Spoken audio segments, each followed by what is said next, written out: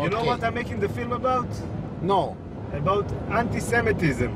Anti-Semitism, what does that mean? It means when people hate the Jewish people. No way, man. The Jewish people control the world. Yeah? Of course.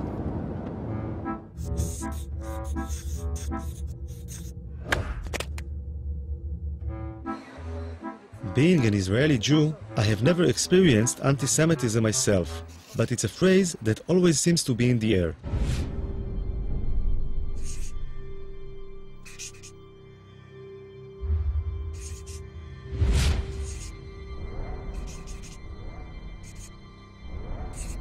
Three words seem to appear over and over again: Holocaust, Nazi, anti-Semitism.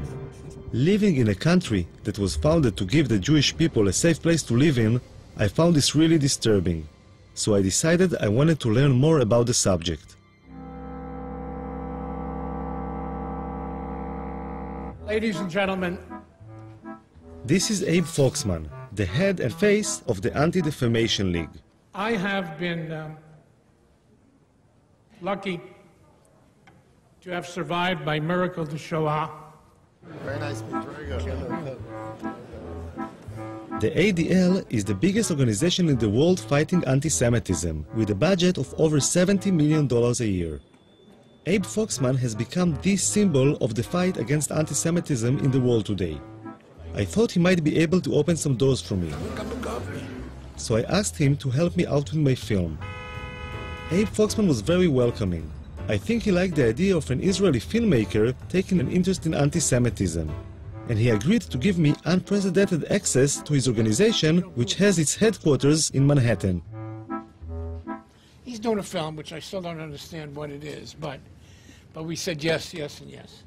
You're on the record, okay? He's not going to hurt us. Great. On the other hand, he's a good journalist, okay? I'll take he care wants to get, good stuff.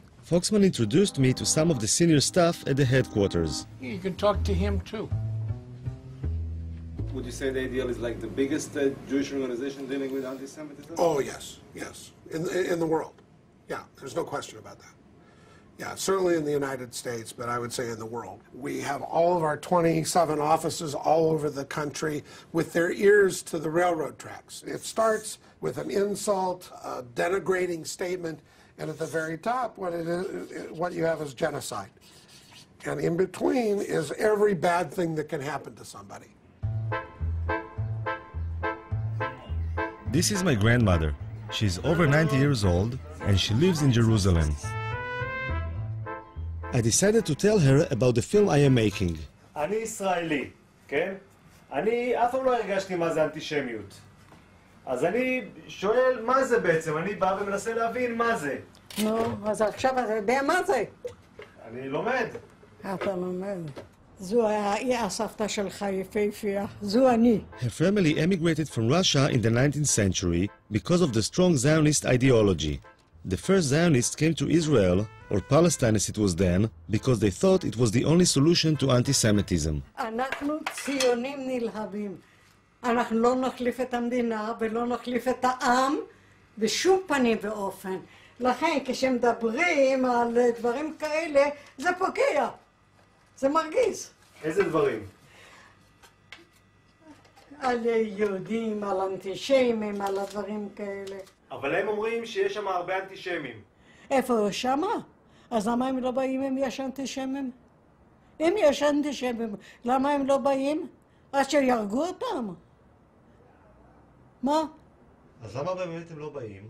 למה הם לא באים? הם אוהבים כסף, יהודי אוהב כסף. יהודי זה רמאי. יהודי זה רמאי. והוא עושה שם כסף, למה לא לבוא פה ולעבוד, אם הוא יכול לעשות שם כסף בלי לעבוד? למה לא? שם הם לא עובדים? הם לא עובדים, זה שאני אומרת. שם יש להם כסף בלי לעבוד, פה אם יעבדו, יצטרכו לעבוד. איך יש להם כסף בלי לעבוד? איך יש להם כסף בלי לעבוד?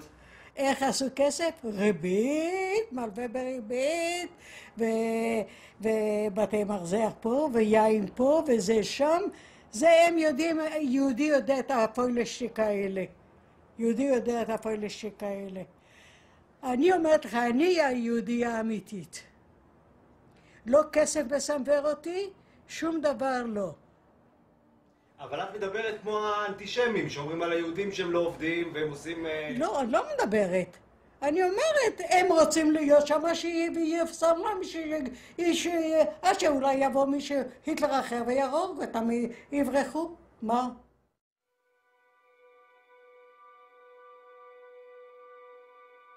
Tens of thousands of Israeli high school students fly to Poland each year to learn firsthand about the Holocaust, the worst genocide in human history and the most terrible result of anti-Semitism.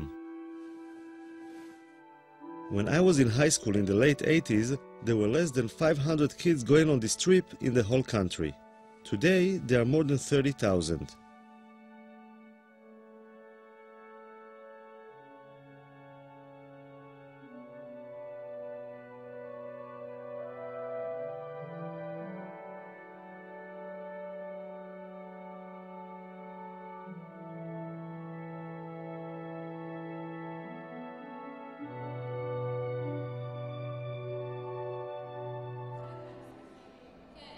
I decided to join them on their journey and their initial preparation, which takes place in Yad Vashem.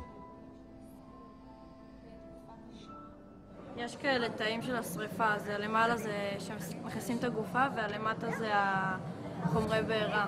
יצא להם גז מלחץ, יצא גז ציקלון B. פה אנחנו רואים כבר את הגופות. אותה שהם יצאו, הוציאו להם את השיני זהב מהשיניים.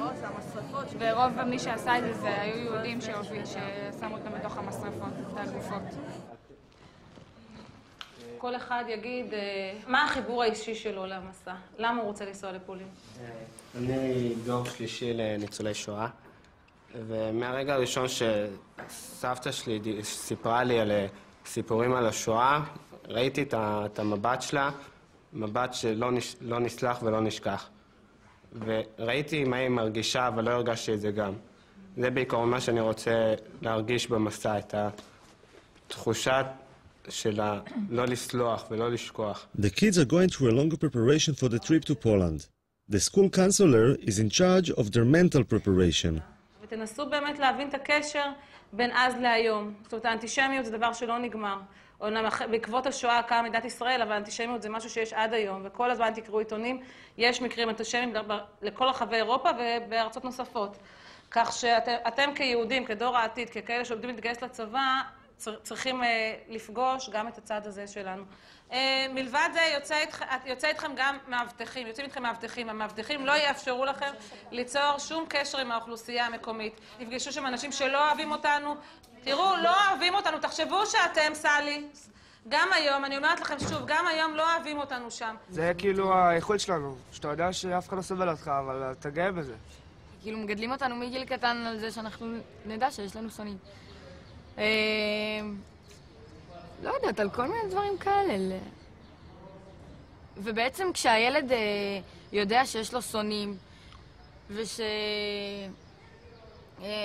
כאילו מה שקרה בשואה לדורות הקודמים שלו, אז זה גורם לך איזה סוג של כעס לצד השני, כאב, כעס, אפילו שנאה.